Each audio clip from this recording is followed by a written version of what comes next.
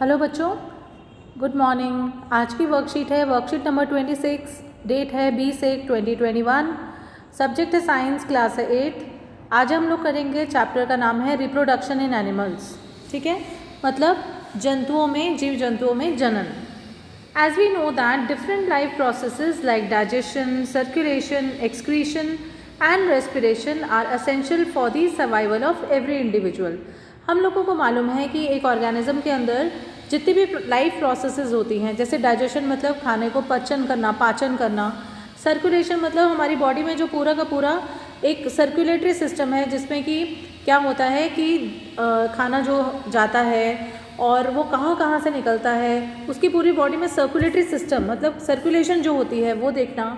Excretion मतलब जो harmful products होते हैं हमारी बॉडी के बाहर निकलना, और रेस्पिरेशन मतलब जो हम लोग सांस लेते हैं, सांस छोड़ते हैं, वो सारा का सारा जो है वो इसमें हमारे एक सर्वाइवल के लिए, मतलब ज़िंदा रहने के लिए, हर इंडिविजुअल के लिए, हर ऑर्गेनिज्म के लिए कितना इम्पॉर्टेंट है। But reproduction is essential for the continuity of life on the earth. लेकिन जो रिप्रोडक्शन है, जनन है, वो लाइफ की कॉन्टीन्यूटी के लिए, मतलब अगर एक ऑर्गेनिज्म है और अगर वो रिप्रोड्यूस करके आगे जनरेशन नहीं देगा तो फिर उसका क्या होगा, मतलब वो आगे तो नहीं बढ़ेगी ना पीढ़ी। उस संतति को आगे करने के लिए, उस जनरेशन को आगे करने के लिए, उस स्पीशीज़ को आगे बढ़ाने के लिए रिप्रोडक्शन का होना बहुत इंपॉर्टेंट है। What will happen if the organisms had not reproduced? अगर ऑर्गेनिज्म रिप्रोड्यूस नहीं करते, प्रजनन नहीं करते तो क्या होता। Living beings are not immortal, मतलब लिविंग बींग्स जो हैं वो मॉर्टल हैं। मॉर्टल मतलब उन्होंने हमेशा जिंदा नहीं रहना, कभी ना कभी तो उन्होंने मरना ही है। इवेंचुअली दे डाई, तो कभी ना कभी तो डेथ होगी। So what will make sure that organism will still exist in nature.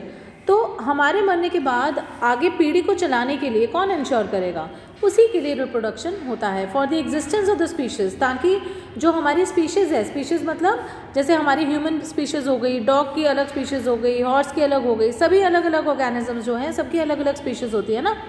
तो there has to be some process, कोई ना कोई ऐसा प्रोसेस होना चाहिए। This process that helps in giving rise to similar individuals. क्योंकि देखो हम और ह्यूमन बींग्स हैं तो हम ह्यूमन बींग को आगे रिप्रोड्यूस करेंगे, डॉग्स को करेंगी, कैट्स को करेंगी।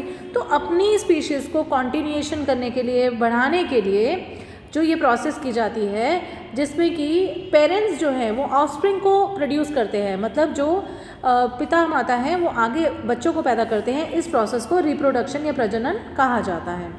This process is not only important in human beings but also in all the animals, plants and lower unicellular organisms or in all living beings. ये प्रोसेस ना सिर्फ ह्यूमन बींग्स के लिए, हमारे लिए इम्पॉर्टेंट है, बल्कि हर स्पीशीज़ को बढ़ाने के लिए इम्पॉर्टेंट है। It makes sure the continuation of species of the organism without extension. Reproduction या प्रजनन एक ऐसी प्रक्रिया है जिसकी वजह से कोई भी जो प्रजाति है वो गायब नहीं हो जाती, बल्कि आगे बढ़ती है, ठीक है, कॉन्टिन्यू होती है। अब mango tree gives rise to the mango tree. एक मैंगो ट्री जो है वो रोज़ का ट्री तो देगा नहीं, मैंगो ट्री बनाएगा। A cat will give rise to a kitten, जो बिल्ली है वो किटन को देगी, प्रोड्यूस करेगी, ठीक है। Have you seen the young one of different animals? क्या आपने हर ऑर्गेनिज्म के या बहुत ऑर्गेनिजम्स के बच्चे देखे हैं? Try to recall the name of the young ones of some animals by completing the table. आपको ये टेबल दी हुई है तो आपको ये बताना है कैट के बेबी को क्या कहते हैं, डॉग के बेबी को क्या कहते हैं। डॉग के पपी होता है, जैसे कैट का किटन होता है, बटरफ्लाई का कैटरपिलर होता है, ठीक है ना। तो इस तरह से आपने ये सारे करने हैं, 7 दिए हुए हैं, ये आप कर लीजिएगा। और उसके बाद इन्होंने बताया कि what are the types of reproduction.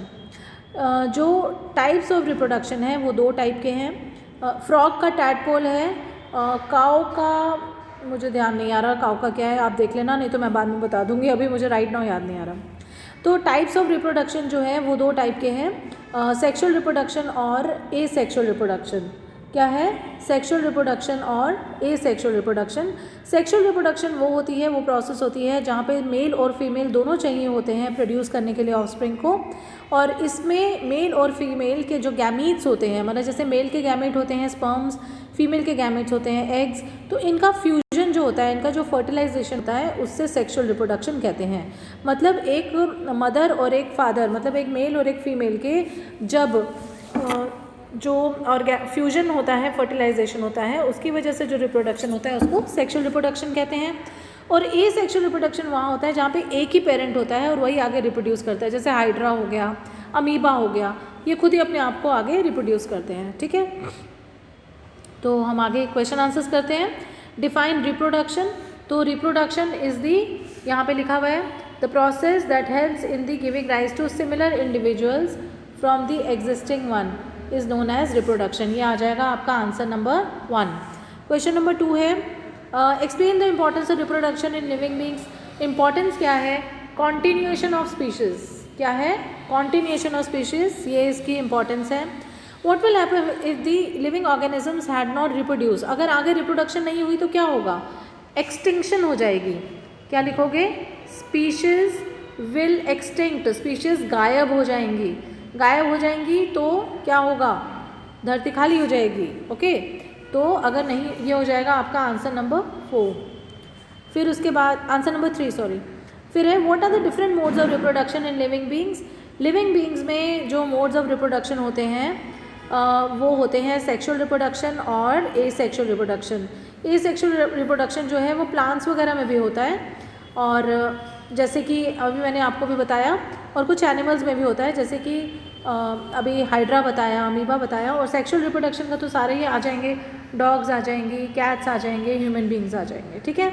तो आई होप आपको ये क्लास अच्छे से समझ आई होगी। लाइक, शेयर और सब्सक्राइब करना ना भूलें, और प्लीज़ अपना काम टाइम पे कंप्लीट करें। Take care, bye bye.